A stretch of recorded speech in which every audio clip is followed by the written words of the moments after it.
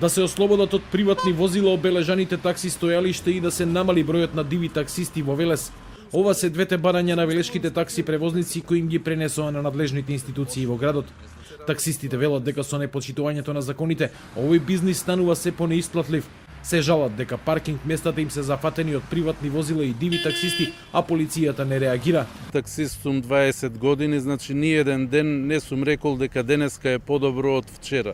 Секој ден висиш дали ќе те казна 2000-3000 евра, каде што некој последните пари ги дал во државата и финансирал за да биде вработен и не е терет на државата, а државата возвраќа со енормни казни.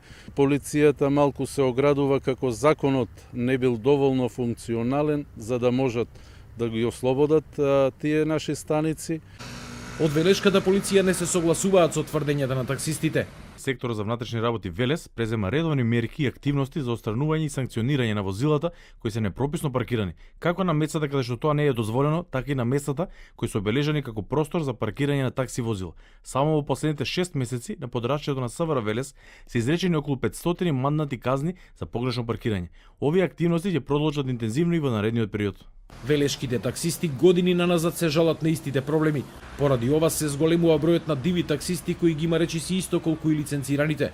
Тие порачаат дека ако не се подобри состојбата, ќе мораат повторно да го искористат стариот метод протест со возилата низ улиците на градот.